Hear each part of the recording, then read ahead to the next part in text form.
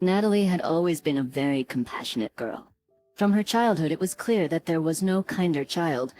She was raised by her grandmother, who tried to give her granddaughter the best, so that she would not feel her parents' absence. They worked as doctors in another country and earned money. They had no worries about their daughter, knowing that her grandmother was trustworthy in her upbringing. When the parents first left, Natalie was 7 years old. Her grandmother worked as a school principal, which Natalie attended. The girl did not know her grandfather. Grandma said that he had been missing for many years.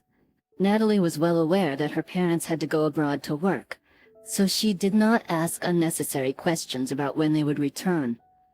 They lived in a small cottage in the town, which was located in a cozy valley among the hills. Natalie loved to take care of the plants in a small vegetable garden and flower bed, watering them and trying not to miss a single flower. Her grandmother was proud of her little granddaughter's assistance. Of course, the woman understood that Natalie missed her parents and wanted to see them more often, but unfortunately, it was impossible. And when Natalie was 14, a terrible thing happened. Her parents died in a plane crash when they were flying home to their home country. For a teenage girl, it was an unthinkable blow, and it is impossible to describe her grief. Natalie's life had changed greatly. She almost stopped smiling and was no longer warmed by the thought of her parents coming home soon. Her grandmother's health had drastically worsened because of what had happened, and Natalie took care of her as best she could. A few more years passed, and Natalie graduated from high school. She had no further plans to study. She always wanted to help people, just like her parents, but she had no interest in medicine. By chance, she came across an advertisement for a makeup course, and the idea appealed to her, so Natalie became a makeup artist. When she was 25, she had the idea to move to the capital. Her grandmother supported her, saying it wasn't worth it to stay near her all the time in their town. Natalie was hesitant to move for a long time, afraid to leave her sick grandmother alone. "Don't worry about me.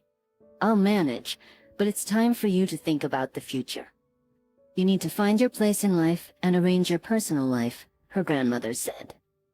The elderly woman always tried to set a good example for her granddaughter, even in those moments when she felt bad. She tried not to show it. After much deliberation and making sure that her grandmother could handle herself, Natalie said goodbye to her and her friends and left in search of a better life. The capital turned out to be much bigger than she had expected, than she had imagined. Beautiful buildings and landscapes delighted the eye. On the same day, Natalie found a suitable apartment, and after a while was able to get a job at one of the capital's beauty salons. Soon she had her own client base and things were going well. However, in her personal life, everything remained the same. Natalie was busy with her beloved work and had no time for boyfriends.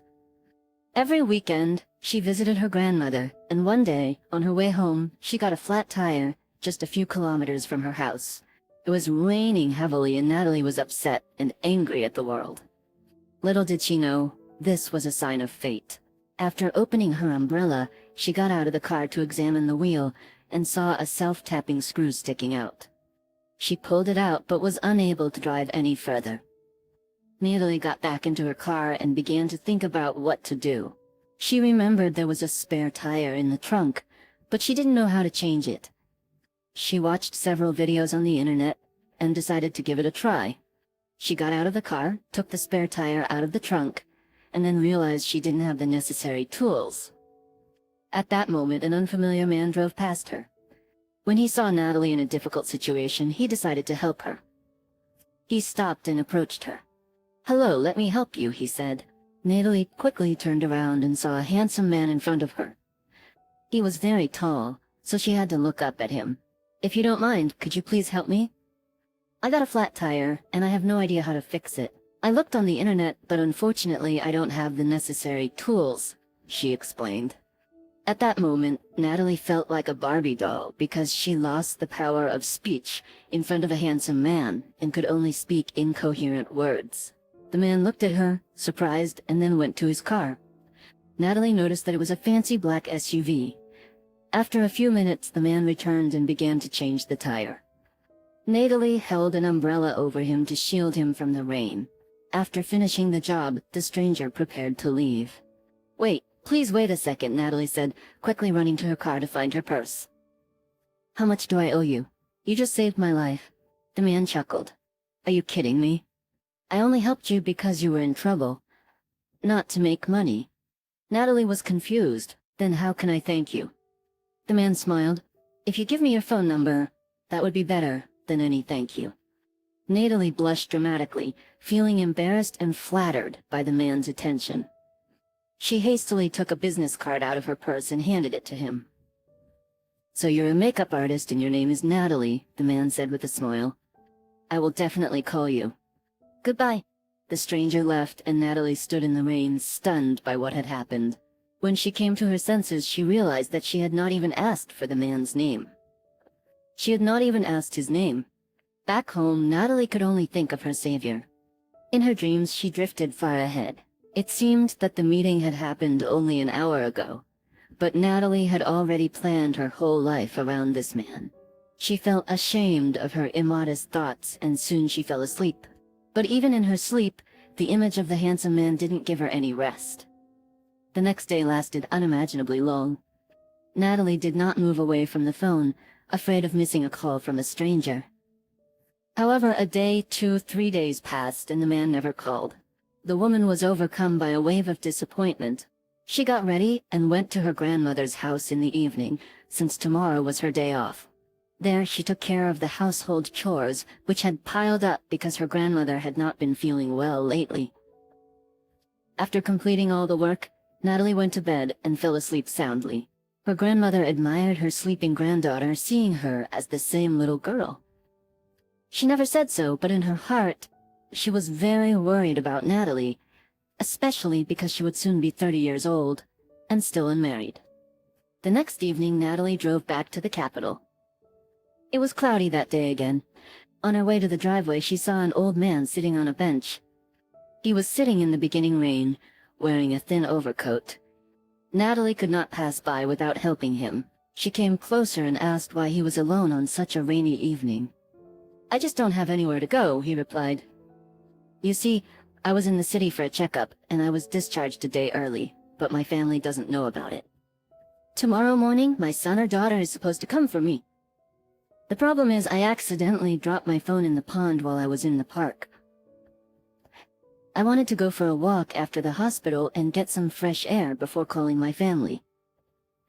As I was feeding the ducks, my phone accidentally fell out of my pocket and into the water. I can't remember the number by heart, so I guess I'll have to wait here until tomorrow." Natalie could not leave the elderly man in trouble and offered him to spend the night at her place, but he flatly refused, not wanting to embarrass her. No amount of persuasion helped, so Natalie suggested that, as a last resort, he could at least sleep in her car. The elderly man looked at her with sad eyes and agreed. Natalie shook her head reproachfully, looking at the stubborn elderly man, and took him to her car. She gave him the keys and took a pillow out of the trunk. The man was very grateful, and Natalie went home. Of course, she did not feel at peace. She wanted very much to persuade the old man to sleep in her apartment, but he flatly refused.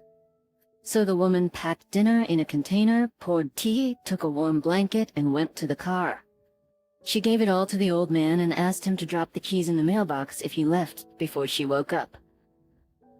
For a long time she could not sleep, and when she finally did, she dreamed of the old man and hoped he would be okay. She constantly woke up and went to the window to check on the old man. Everything was quiet, the car was in the yard, and the light was off. In the late morning she was awakened by a strange phone call. An unknown man asked if her number was tied to her bank account. The young woman decided that it was a scammer, and in annoyance, she hung up. Getting out of bed, she went to the bathroom to freshen up.